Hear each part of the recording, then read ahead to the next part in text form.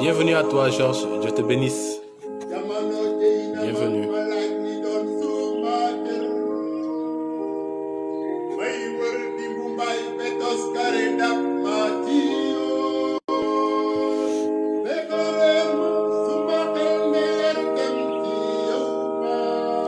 Paix et joie en Christ.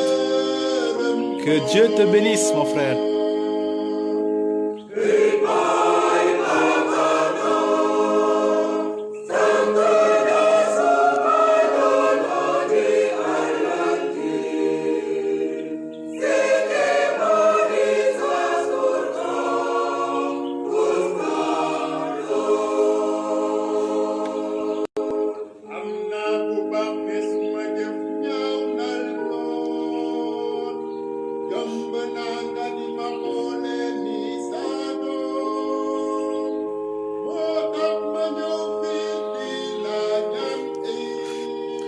Ce soir, nous allons parler du péché véniel.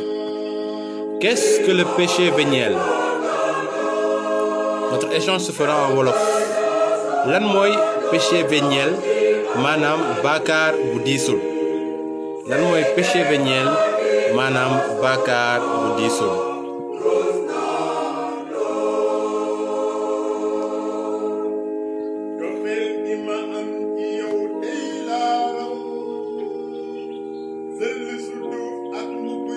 Que le Saint-Esprit soit le maître de cet échange, qui nous aide à trouver les mots justes pour communiquer ce que lui-même nous met dans le cœur, pour le bien de son peuple. Amen.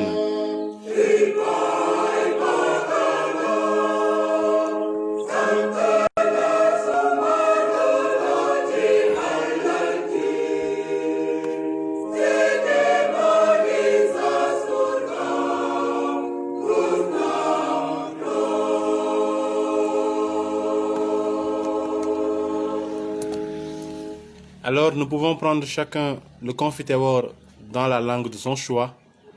Moi, je vais le réciter en wolof. Que nous commencions par demander pardon au Seigneur pour toutes les fois où nous l'avons offensé. maa ngi wéjal sama bopp ci Yàlla Baay borom kattan ak fi yéen sumay mbokk ndege bàkkaar naa ci xalaat ci wax ci jëf ak ci sàggan suma teef sax la moo taxit maa ngi dagan Maria xeek musalama ak yéen malaaka yi ak yéen sumay mbokk ndax ngay ñaanal ma Yàlla suma borom.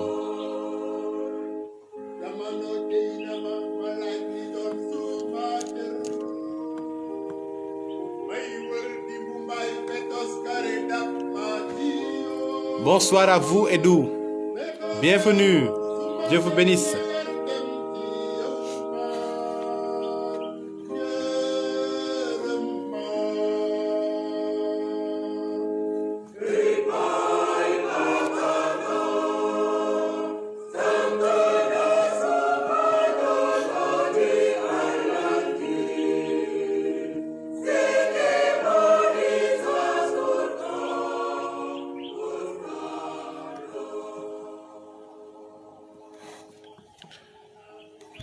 Alors nous allons commencer ci njéemantal gi may séq ak yéen ci ngoon sile dinañu waxtaan ci péché véniel maanaam lan mooy péché véniel ci wolof mun nañ ko tuddee bàkkaar bu diisul. Lan mooy bàkkaar bu diisul mbokk yi xel rekk mën nañu may ñu xam ne bàkkaar yi yemuñu. Am na ay bàkkaar yu garaaw a garaaw am na ay bàkkaar yu gën a moins grave am na ay bàkkaar yoo xamante ne diisul sax. ci jàngu bi ñaar dafa am lu ñu oowee les péchés véniels et de l'autre côté lu ñu oowee les péchés mortels. tey ci péché véniel la ñuy waxtaan maanaam bàkkaar bu diisul. véniel mooy tekki lu oyof lu diisul lu garaawul kon ñu tuddee ko rek bàkkaar bu diisul. lan mooy péché véniel? péché véniel maanaam bàkkaar bu diisul mooy bàkkaar ci ñàkk déggal yàlla, parce que en fait bàkkaar boo gis loolu la, ñàkk déggal yàlla ci lu mu santaane. kon bàkkaar bu diisul mooy bàkkaar ci ñàkk déggal yàlla boo xam ne li mu fob taxul mu mën a jur dee ci ñun. bàkkaar boo xam ne li mu fob taxul mu mën a jur dee ci ñun. dinaa leen jox ñetti fànn yuy mën a tax ngeen xàmmee lu ñuy oowee péché véniel, maanaam ñetti cas yoo xamante ne bu fekkee ne xew na bàkkaar googule nekkul péché mortel waaye péché véniel la, maanaam bàkkaar bu diisul. premièrement, péché véniel am na su fekkee ne bàkkaar nga waaye tooñuloo yàlla ci jëmmam, tooñuloo sa morom ci njubaay ba gaañ coofeel gi nekk ci xolam wala ci yow. su fekkee it ne tooñuloo jàngu bi ci bañ a topp li muy digle. kon ñett ñoo ñu jàpp ko. péché véniel am na bu fekkee ne bàkkaar nga waaye tooñuloo yàlla ci jëmmam, tooñuloo sa morom ci njubaay ba gaañ coofeel gi nekk ci xolam wala coofeel gi nekk ci sa xol.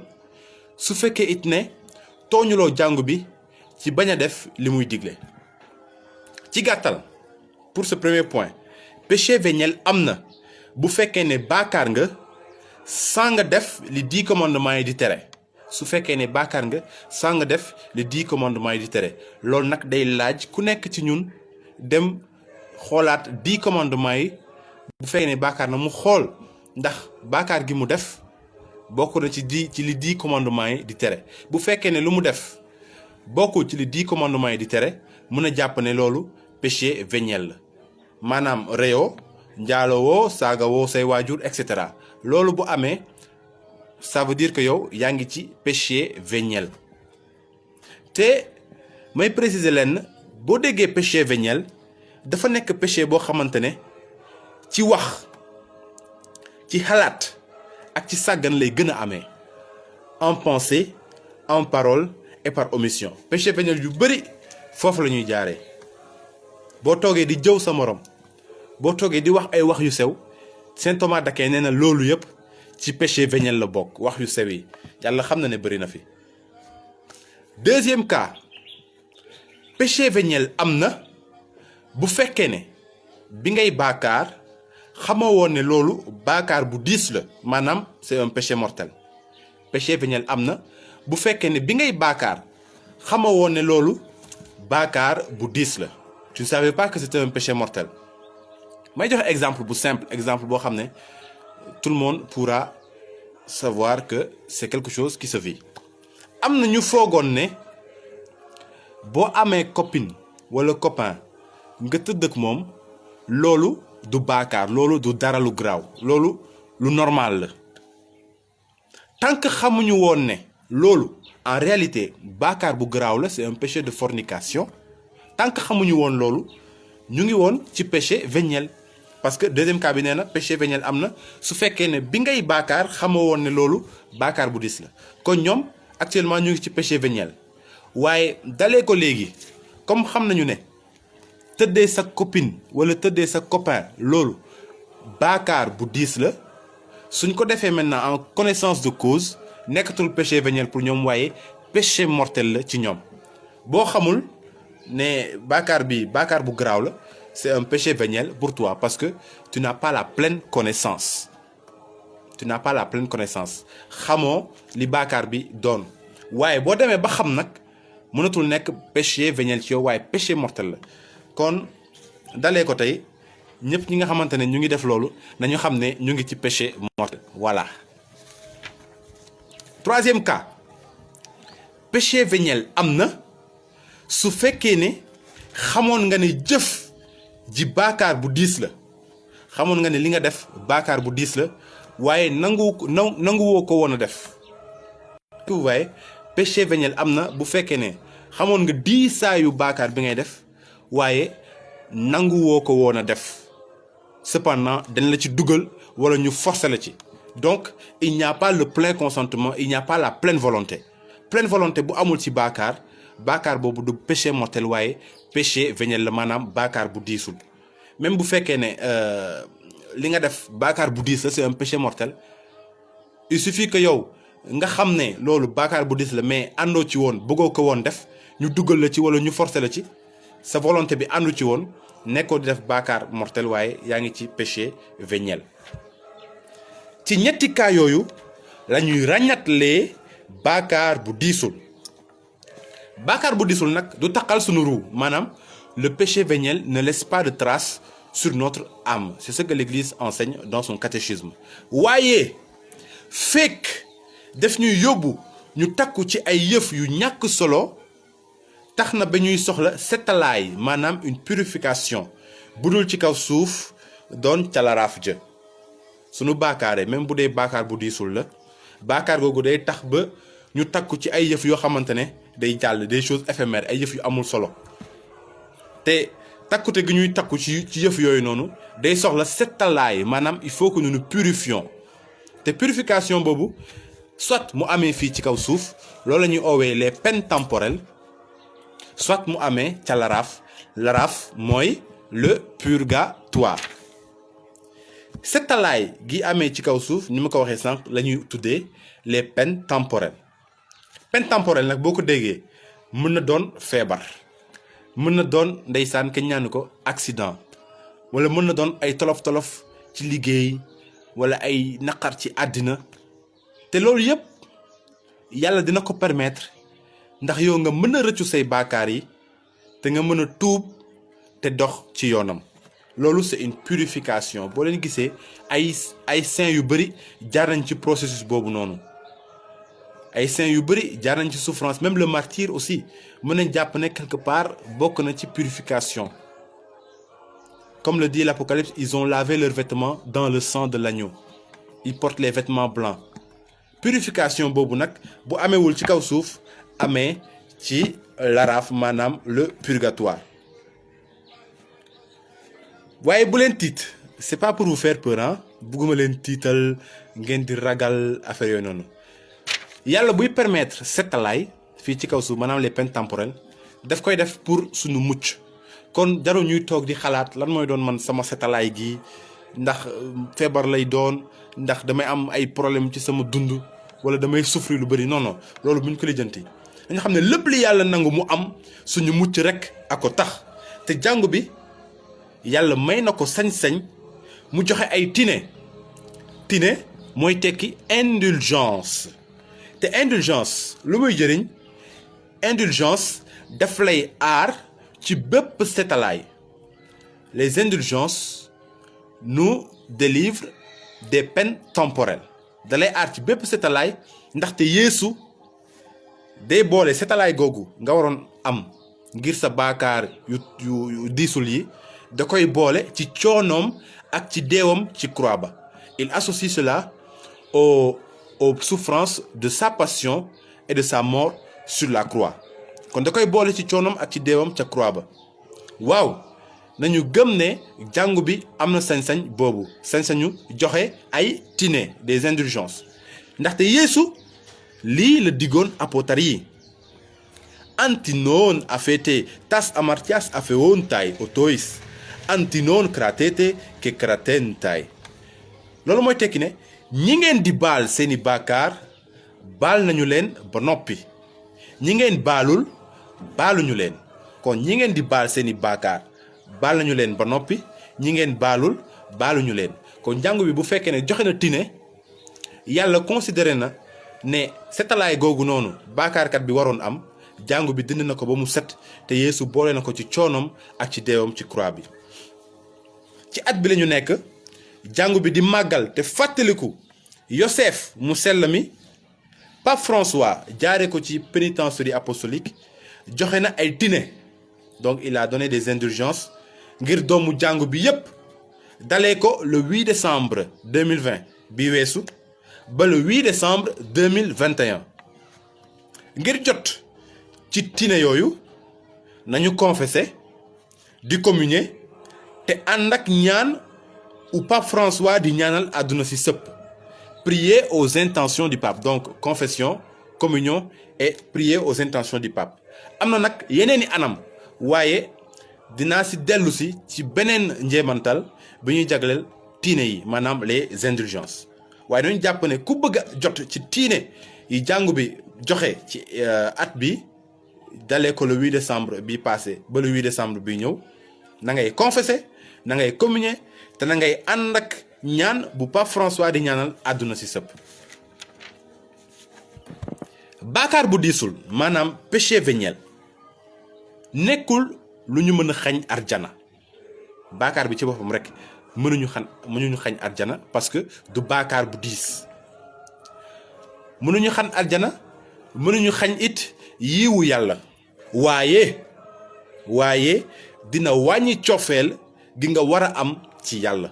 dina wàññi cofeel gi nga war a am ci yàlla. mënu la xañ arjana mënu la xañ yiwu yàlla waaye dina wàññi ci sa biir xol cofeel gi nga naroon am ci yàlla. mooy tax ngay gis ay chrétiens yu bari di sedd ay chrétiens yu sedd ay chrétiens yu soppul seen ngëm ndaxte ñu ngi ci yooyu fekk baakaar boobu diisul waaye mu ngi rey coofeel gi nekk ci seen xol mu ngi koy wàññi. voilà moo taxit ngay gën di néew doole ci wàllum xeex seytaane. baakaar bu diisul mun na tax nga gën a néew doole ci wàllum xeex seytaane te noonu la lay yóbboo nga tàbb ci baakaar biy jur dee. donc c'est comme une pente glissante mënu la xañ arjana mënu la xañ yiwu yàlla waaye dina wàññi coofeel gi nekk sa xol te dina wàññi sa kattan def bu nga néew doole ci wàllum xeex seytaane te noonu la lay yóbbee nga tàbb ci baakaar bi jur dee maanaam le péché mortel. waaw ndaxte soo dëkkee ci baakaar yu diisul bañ cee génn loolu dina jur njaxasoo ci sa biir xol sa biir xel dina jur njaxasoo guy tax nga def yeneen i baakaar yu gën a diis. dina jur njaxasoo buy tax nga def yeneen i baakaar yu gën a diis ndaxte baatu yàlla nee na si Racine 19:1 boo xeebee yëf yu néew yi léegi nga sanku. boo xeebee yëf yu néew yi léegi nga sanku te baatu yàlla yokk na ci lii. Ho en elakisto adikos kai en polo adikos estin. loolu mooy tekki ne ku jubadi ci jëf yu néew du jub ci yu mag ya. ku jubadi ci jëf yu néew du jub ci yu mag ya. Luc chapitre 16 le verset 10. moo tax lépp li nekk ci ñun ci sunu xol te baaxul li muy néew quelle que soit son infimité sa petitesse lépp li mën a nekk ci suñu xol li muy néew te baaxul war nañ ko dindi balaa moo sax. war nañ ko rocci war nañ ko simpi suñu xol balaa mooy sax. ma lébbal leen benn léeb. benn nitu yàlla moo santoon taalibeem yi ñu buddi ñetti garab yu tolloo wutoon. kenn ki dooree ci garab gi gënoon tuuti buddi ko bu yomb te gaaw. mu def noonu buddi ñaareelu garab gi sut bu jëkk bi waaye xawoon na ci sonn nag. bi mu ñëwee ci ñetteelu garab bi nga xam ne moo ëppoon yeneen ñaar yi def na kemtulaayu kàttanam ndax buddi ko waaye dara ndaxte garab boobu jotoon na samp ay reen yu xóot ci biir suuf si. dafa mujjee woo moromam yi ndax ñu jàppale ko. noonu nitu yàlla ki woo leen te ne leen nii la sunuy laago yi mel. sunuy door lu leen dindi ak a yomb waaye sunu saxee ci ñun dañuy soppeeku baakaar bu samp ay reen yu xóot a xóot ba nga xam ni dootuñu ko mën a safaral sunu bopp. faw yàlla wàccee yiwam ngir ñu mën cee mustu. donc mon frère ma sœur yow mi may déglu maa ngi la koy ñaan bul bàyyi laago wala baakaar sax ci yow wala su loolu amee buddi bi dina metti trop bul nangu laago wala baakaar sax ci yow wala su loolu amee buddi bi dina metti trop. jàngu bi xam na li péché véniel maanaam baakaar bu diisul mën a jur moo tax ci wàllum confessé jàngu bi obligé wul chrétien yi ñuy wax seen péché véniel yi d'accord jàngu bi obligé wul benn chrétien muy wax péché véniel am yi maanaam baakaar yu diisul waaye moo ngi leen di xiir bu baax ci loolu. Elle les encourage et recommande fortement aux chrétiens de confesser leur péché véniel parce que baakaar boo xeeb mu sànk la baakaar boo xeeb mu sànk la ma leen di jox benn conseil confession daal boo ci demee waxal bépp baakaar boo fàttaliku jarul ngay toog fii di calculer ndax lii péché véniel la wala péché mortel la xaaral ma confesser lii bàyyi lee parce que soo ko defee boo jógee ci confession boobu noonu sa xol du naat sa xel sax du tranquille ta conscience ne sera pas libre et ne sera pas tranquille di nga confesser ba pare mel ni koo xam ne dafa sangu te setul tu auras encore de la gêne da ngay continuer di diis boo demee ci confession vide ton cœur lépp li nekk sa xol génnee ko lépp li nga fàttali ko comme bàkkaar génnee ko.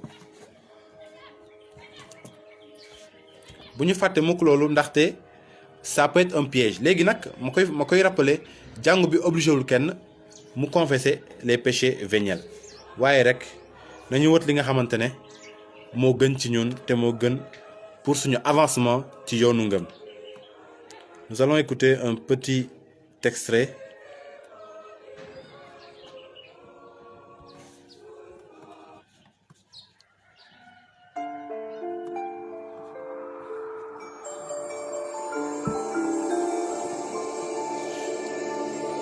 mu ñuy fàttali ne confession jarul calcul jarul loolu yëpp parce que yàlla suñuy baal du calculer kon ñun tamit suñuy baalu yàlla jarul ñuy calculer suñu calculer ñun rek lay sonal te l'abbé bi fi toog yàlla la fi toogal donc il est temps de nous ñu ubbi suñuy xol yi te wax lépp li nga xamante ne yaakaar nañu ne tooñee nañ fa yàlla yal na yàlla ubbi suñu xol yi ndax suñu demee confession ñu mën a ubbeeku voilà ubbeeku amul calcul comme l'enfant prodigue bu mu demee ba ñëw lépp li mu def nettali ne ko papam leen na ko tooñ naa la te tooñ naa asamaan maa ngi jéggalu def naa lii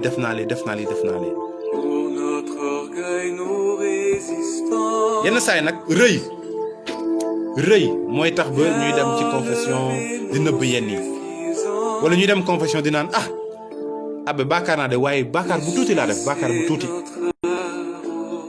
même bu dee baakaar bu tuuti la sax lii tax ñu mën ko évoluer parfois mën nga ci juum mën nga yaakaar ne baakaar bu tuuti la alors que en fait baakaar googu tuutiwul soo ko defee nag yaa ngi nax sa bopp kon bu dee baakaar bu tuuti la même su dee baakaar bu tuuti la waxal yàlla déjà xam na li nga def kon bu dee wax nga mën na la ko baal parce que moom dafa fees ak yërmande.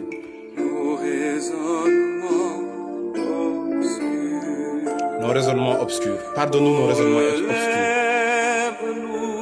seytaane tamit da koy def day xam ne parfois ñun dañuy dem confesser mu ñu jox ay raisonnements obscurs maanaam boo ree nit sax seytaan yi mën na la jéem a convaincre ne yow li nga def du dara ça c'est vrai seytaan yi mën na la convaincre ne péché mortel péché véniel la nga ree nit mën na la yow li nga def garaawul parce que kii de toutes les façons c'était une loque humaine wala daf ko mérité wala daf la tooñ daf la bëggoon rey et cetera mu lay jéem a convaincre ne yow li nga def garaawul ba yow nga jàpp ne loolu garaawul nga dem confession bañ ko wax imaginel loolu nag dina la sànq donc le Seigneur par la grâce de l'Esprit Saint nous aide à ne pas tomber dans ce piège. Dispose nos cœurs, Seigneur.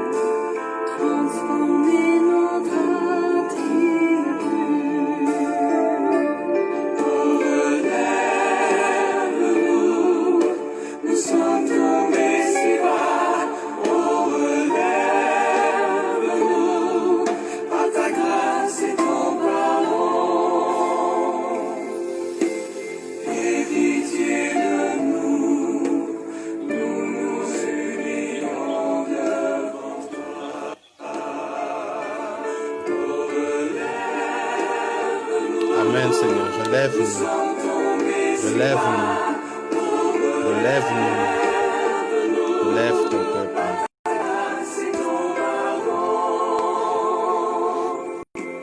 Et pitié de nous, nous nous unirons devant toi. Nous nous humilions devant toi.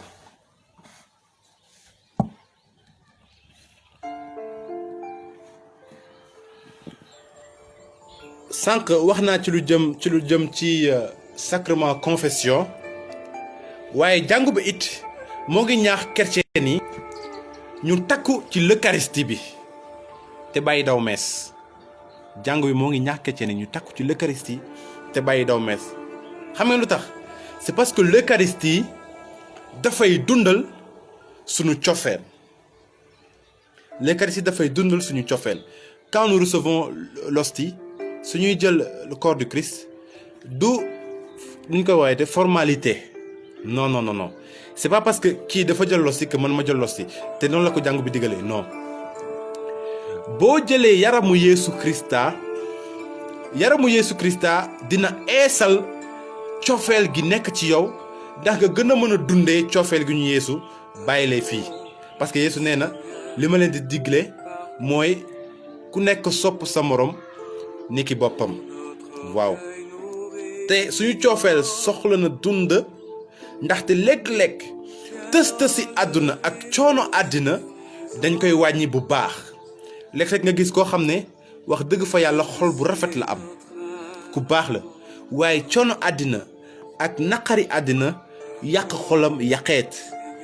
moo tax jàngu bi di ñaax chrétien yi ñu takku ci l'eucharistie. dafay eesalaat suñu cofeel gi te dafay fomp, loolu ñu bëri xamuñu ko, l'eucharistie dafay fomp ba mu set suñu péché véniel yi. am na ñoo xam ne dañu yaakaar ne dañuy dem mees nii après dara. non, boo demee mees nga participer ci ak sa xol yépp ak sa xel mépp ak li nga nekk yépp, l'eucharistie dina fomp ba mu set lépp li nga am comme péché véniel, maanaam bàkkaar yu diisu. ci beneen fànn, coofeel gi l'eucharistie di eesal ci ñun te ñu koy jëfee, parce que loolu lay jëriñ. yàlla day eesal coofeel gi ci ndax ñu koy jëfee.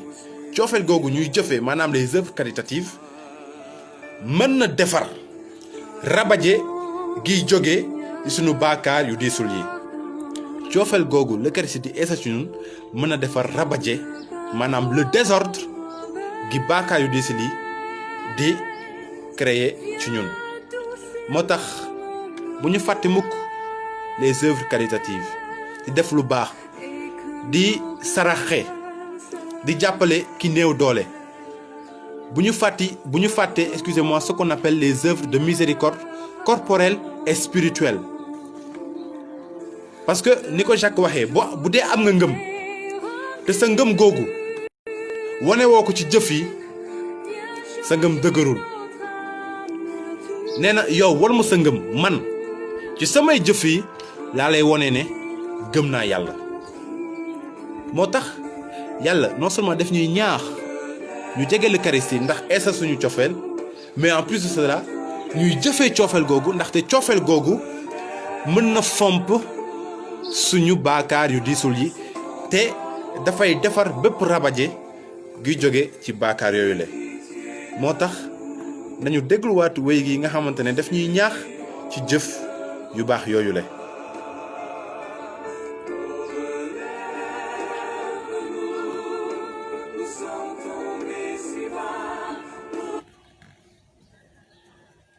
wéy bi ñëpp a ko xam, bu ñu noppee mu di ko déglu parce que am na lu bari lum ñuy fàttali.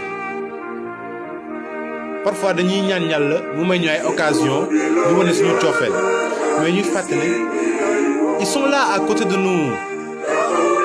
yow à côté de toi am na koo xamante ne soxla na nga jàppale ko, soxla na sarax, soxla na ndimbal, mais bul tëb rek dem wëri li nga xamante ne dafa kawe. non, yàlla may nu ñuy occasion yu yomb pour ñu jëfee yërmande, ñu jëfee cofeel.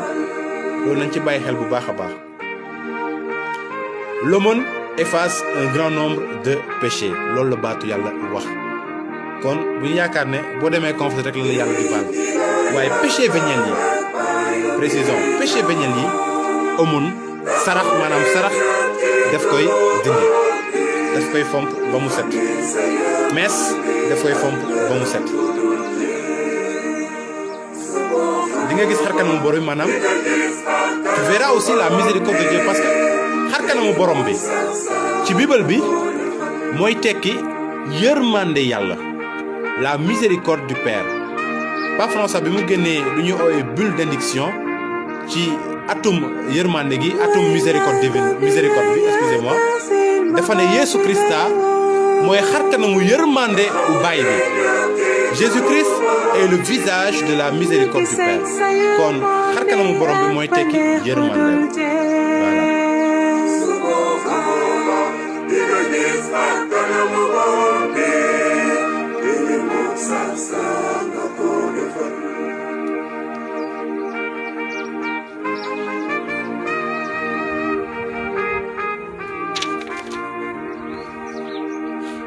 Way tukki bi jëm ci yow way feebar bi lay seetlu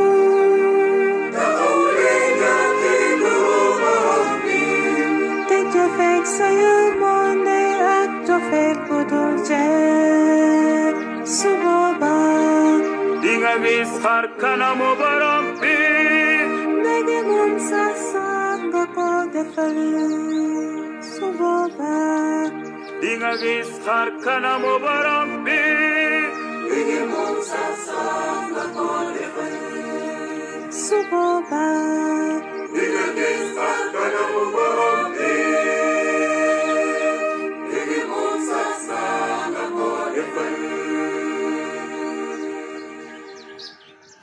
kon mbokk yi nañu jàpp ne mu diis mbaa mu bañ a diis baakaar du xarit du foowekaay yërmande yàlla warula tax ba ñuy naan xaaral ma baakaar après ma dem confesser au calme yërmande yàlla warul tax ñuy jëfe noonu su ñuy jëfe noonu loolu mooy tekki ne dañu ñeme baakaar te ñeme baakaar du njàmbaar waaye dof la ñeme baakaar du njàmbaar waaye dof la yal nañu yàlla yërëm musal ñu ci bépp baakaar même bu dee sax baakaar bu diisul la bu dee baakaar boobu sax mënuñu xañ arjana wala mënuñu xañ yiwu yàlla waaye am na loo xam ne mën nañu cee dugal te bu dee dafa samp ci ñun mën na jur ay baakaar yu indi dee nañu yàlla yërëm nañu yàlla may doole ndax ñu gën a sawar ci xeexum baakaar ndax ñu bañ a def baakaar foowekaay même si c'est les péchés véniels ñuy moytu di moytu bu ñu fàtte nag ne yàlla yërmande la ay nit kese lañu dañuy juum dañuy fakasalu dañuy daanu waaye bu ñu fàtte mukk jóg te wër yërmande yàlla ku ko baalu mu baal la waaye boo baakaaree ne li ma def nii du dara bañ koo baalu it du la ko baal ndaxte loolu rëy la te yàlla bëggul ku rëy yal na ñu ci yàlla musal yërëm ñu te ma ñu xel mu sell mi ndax ñuy dundee coofelam ndax ñu mën a libre ñu mën a am njàmbur gi mu ñu may ci ngëm gi njàmbur gi jóge ci xel mu sell mi mën na ko te dina ko def ci kàttanu Yesu Krista sunu borom.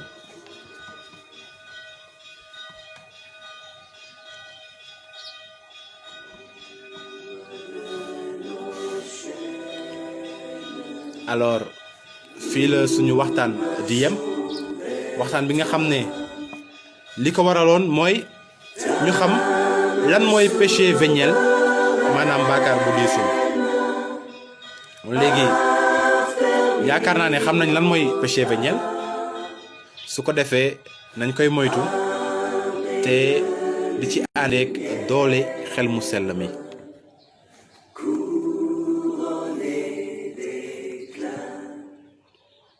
borom bi Yeesu ñu ngi lay gërëm ci lépp li nga ñu defal ñu ngi lay gërëm ci dund gi ñu may ñu ngi lay baalu it ndax suñuy tooñ yu bari ndax suñuy baakaar yu bari fi yow rekk la dund gi nekk fi yow rekk la coofeel gi fekk baax léegi ñu ngi lay ñaan nga wàccee ci ñun xel mu sell mi ndax mu raxas suñuy xol yi suñuy xel yi musal ñu ci bépp xeetu baakaar ndax suñu dund yi mën la neex yow mi di nguuru ànd ak baay bi ak xel mu sell mi tey ba ca moos ba moos amen na borom bi ànd ak yéen na leen Yàlla barkeel ci turu baay bi ak doom ji ak xel mu sell mi amen nekk leen ci jàmm